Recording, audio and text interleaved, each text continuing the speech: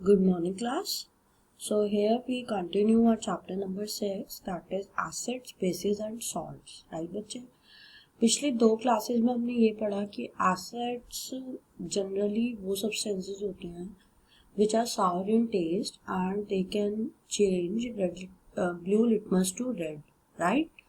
And basic वो substances होते हैं which are bitter in taste and soapy to touch and turn red litmus to blue, right? So basically we have learned about acids, bases and about some natural indicators which are present around us. So in today's content we will mainly learn about salts, that how salts are prepared or how do we get salts, right बच्चे? So here do we start our first content that is acid rain. बच्चे आपने acid rain के बारे में सुना होगा I hope, और ये भी पता होगा कि एसिड रेन से कुछ इफ़ेक्ट्स होते हैं जो हमारे आसपास के नेचर को और हमें हार्म पहुंचाते हैं. So my question is what do you mean by acid rain? As the name indicates, the rain containing excess of acids is called an acid rain. जैसे कि बच्चे आपको नाम से ही पता चल रहा है एसिड रेन में एसिड आ रहा है और रेन आ रहा है, तो इसका मतलब क्या है? वो रेन जिसके अंदर कुछ एसिड्स कंटेन होते हैं नेचुरली, उस रेन को बोलते हैं एसिड रेन. अब सोचने वाली बात ये है कि ये जो एसिड्स होते हैं वो आते कहाँ से हैं, right?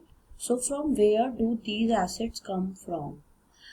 The rain becomes acidic because carbon dioxide, sulfur dioxide and nitrogen dioxide, which are released into the air as pollutants, dissolve in raindrops. Means बच्चे क्या होता है, जब भी कोई भी फ्यूल बर्न होता है, जैसे कि पेट्रोल है, डीजल है, या कोई भी चीज़ आप बर्न करते हो, तो बर्न करने के बाद उसमें से कुछ हार्मफुल गैसेस रिलीज होती हैं, जैसे कि कार्बन डाइऑक्साइड, सल्फर डाइऑक्साइड और नाइट्रोजन डाइऑक्साइड, राइट? वो जो गैसेस होती हैं वो एटमॉस्फेयर में जाती हैं और एटमॉस्फेयर में जितना भी मॉइस्चर प्रेजेंट होता है वो गैसेस उनके साथ क्या हो जाती है, मिक्स हो जाती है, डिजॉल्व हो जाती है. और जैसे फॉर एग्जांपल कार्बन डाइऑक्साइड ने वाटर के साथ मिक्स होकर कार्बोनिक एसिड बनाया, सल्फर डाइऑक्साइड ने वाटर के साथ मिक्स होकर सल्फ्यूरिक एसिड बनाया, और नाइट्रोजन डाइऑक्साइड ने वाटर के साथ मिक्स होकर नाइट्रिक एसिड बनाया, राइट? सो जब ये एसिड्स ऊपर एटमॉस्फेयर में बन जाते हैं तो इनकी जो ड्रॉप्स होती है वो क्लाउड्स के साथ क्या हो जाती है, मिक्स हो जाती है, और रेन में क्या होती है, हेल्प करती है, राइट? सो जब भी वो क्लाउड्स ऑन अर्थ पे प्रेसिपिटेट होते हैं as a rain, they cause acid rain, right बच्चे? तो जो एसिड रेन होती है वो क्या क्या हार्मफुल इफेक्ट्स हमें देती है? Acid rain can cause damage to buildings, historical monuments, plants and animals, right बच्चे? अब बिल्डिंग्स को कैसे देती है हार्म? बच्चे आपने सुना होगा जो हमारा ताजमहल है, which is one of the wonders of world, right? तो बच्चे अब वो जो ताजमहल है उसका जो मार्बल है वो वाइट मार्बल है, और शायद वाइट मार्बल की वजह से ही जो ताजमहल है वो ऑल ओवर द वर्ल्ड क्या है, फेमस है. तो अब टाइम बाय टाइम क्या हो रहा है कि उसका जो मार्बल है वो थोड़े येलो पड़ता जा रहा है, ठीक है? Day by day it is becoming yellow, हल्का सा उसमें पीलापन आ रहा है, जो एक्चुअल व्हाइट कलर है वो उसमें प्रेजेंट नहीं है. That is because of the acid rain. क्योंकि वो ताजमहल के आसपास जो आगरा है, मथुरा रोड है, उस हाईवे पे बहुत सारी बड़ी बड़ी फैक्ट्रीज और इंडस्ट्रीज थी, जिनकी वजह से जो भी पॉल्यूशन क्रिएट होता था वहाँ पे जो एसिड रेन थी उसका कंटेंट काफ़ी ज़्यादा हो गया था. तो अब क्या है कि गवर्नमेंट ने ताजमहल की ब्यूटी को कंजर्व करने के लिए वहाँ की जो फैक्ट्रीज वगैरह है उनको थोड़ा सा बैन कर दिया है, और वहाँ उनको स्पेशल गाइडलाइंस दी गई हैं कि आप जो भी एटमॉस्फेयर में रिलीज कर रहे हैं it should be pollution free, right बच्चे? So this is the content which we have studied about acid rain. The next content which we are going to study is neutralization. This is the main and most important topic of the chapter, that is neutralization reaction, right बच्चे? So in previous classes we have learned that acids turn blue litmus to red and bases turn red litmus to blue. ठीक है, acid ने litmus के साथ react किया, blue को red में change किया, और बेसिस ने लिटमस के साथ रिएक्ट करके रेड को ब्लू में चेंज किया. अब क्या होगा, हम देखते हैं कि what will happen when an acid is mixed with a base. जब हम एक एसिड को बेस के साथ मिक्स करते हैं तो क्या होगा, जब एक एसिड बेस के साथ मिक्स होता है बच्चे, तो both the solution neutralise the effect of each other. Neutralise का मतलब क्या है, खत्म कर देना, मतलब इफेक्ट को बिल्कुल न्यूट्रलाइज, ना के बराबर कर देना.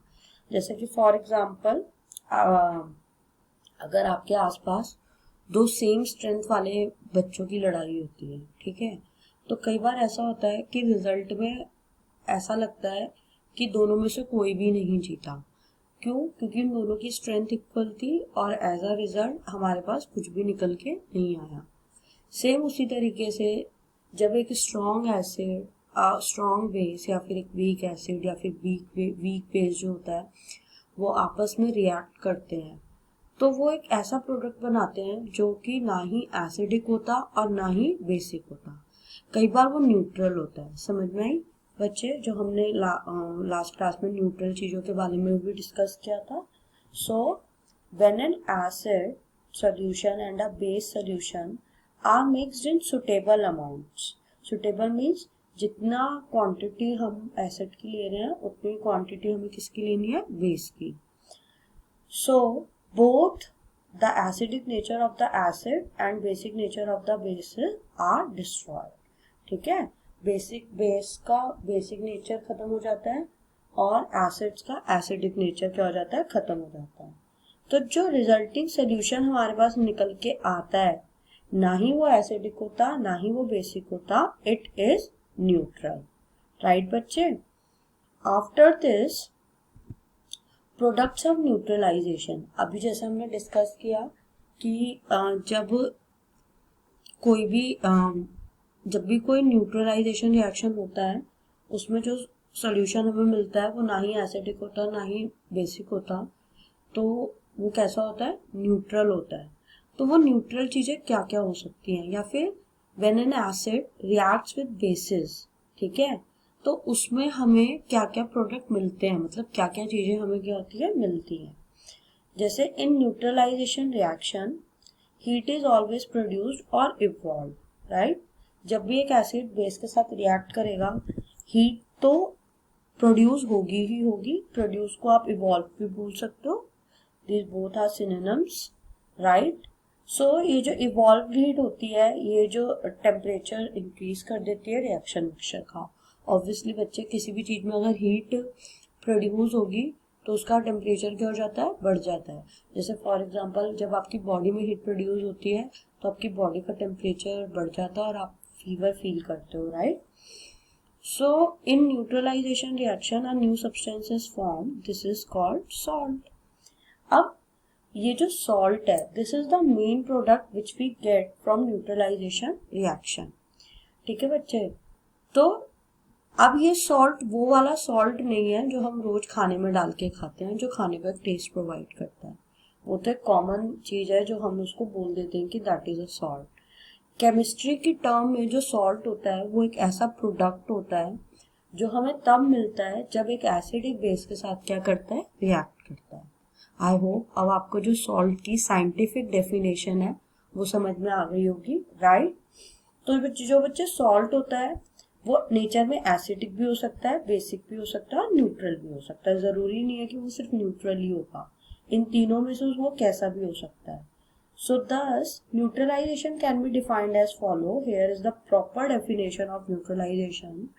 Neutralization is the reaction between an acid and a base in which salt and water are produced, right, with the evolution of heat. Acid base के साथ रिएक्ट करता है, सॉल्ट और वाटर बनाता है और क्या प्रोड्यूस करता है, हीट. So bye there. और इसके बाद बच्चे हम यहाँ पे कुछ एग्जांपल्स देखेंगे न्यूट्रलाइजेशन रिएक्शन के. जैसे बच्चे मैंने आपको हमेशा बोला कि एक एसिड एक बेस के साथ रिएक्ट करता है, तो यहाँ पे हम एसिड ले रहे हैं HCl. HCl is the chemical formula of hydrochloric acid, और हम यहाँ पे हम बेस ले रहे हैं NaOH। NaOH is sodium hydroxide, right. Sodium के लिए बच्चे ये जो Na है ये इसका केमिकल सिंबल है, हाइड्रोक्साइड के लिए OH इसका केमिकल सिंबल है, राइट। सो अब इस रिएक्शन में क्या हो रहा है बच्चे, जो ये बेस का सोडियम है ये हाइड्रोजन की जगह ले लेता है जाके, राइट। तो क्या बनाता है NaCl, राइट। यहाँ पे पहले हाइड्रोजन था, सोडियम ने क्या करा, हाइड्रोजन को उसकी जगह से हटा दिया और खुद वहां जाकर बैठ गया। तो हमारा प्रोडक्ट क्या बन गया, NaCl which is sodium chloride, जो कि यहाँ पे एक तरीके का क्या है, सॉल्ट, और प्लस H2O। तो और बनने वाला प्रोडक्ट हमें क्या मिला, sodium chloride and water, right बच्चे। इसके बाद मैं यहाँ पे आपको दूसरा एग्जांपल दिखाती हूँ न्यूट्रलाइजेशन रिएक्शन का। हमने यहाँ पे एसिड लिया HNO3। HNO3 इज द बच्चे chemical formula of nitric acid, right. And base हमने सेम लिया है, हम कोई भी बेस ले सकते हैं बट यहाँ पे हमने सेम ही बेस लिया है। तो इस रिएक्शन में बच्चे सेम काम होगा, जो ये बेस का सोडियम मेटल है, सोडियम है, वो क्या करेगा, हाइड्रोजन को इसकी जगह से क्या कर देगा, रिप्लेस कर देगा, हटा देगा, और क्या बनाएगा NaNO3 मीन्स सोडियम नाइट्रेट। जैसा कि मैंने अभी आपको यहाँ पे ऊपर भी बताया, Na is chemical symbol of sodium और NaNO3 इज नाइट्रेट। तो अब ये जो सोडियम नाइट्रेट बना है ये भी एक तरीके का सॉल्ट है, और साथ में हमें क्या मिला, वाटर। तो बच्चे ऐसे बहुत सारे रिएक्शन होते हैं डिफरेंट एसिड्स के साथ और बेसिस के साथ, जिनसे हम डिफरेंट सॉल्ट्स को क्या करते हैं, ऑब्टेन करते हैं। So in neutralisation reaction salts and water are must with the evolution of heat। समझ में आई बच्चे। अब इसके बाद we will just have a quick recap on the today's content।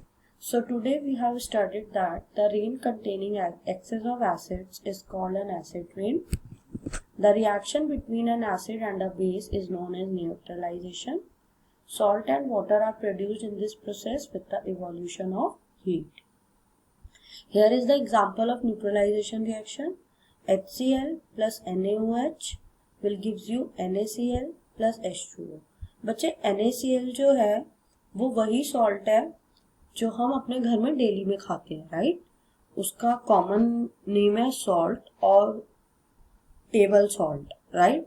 और उसका केमिकल नेम है सोडियम क्लोराइड, और उसका केमिकल फॉर्मूला है NaCl। तो Na सोडियम के लिए है और Cl क्लोराइड के लिए। So here we end up our today's content. Thank you so much everyone.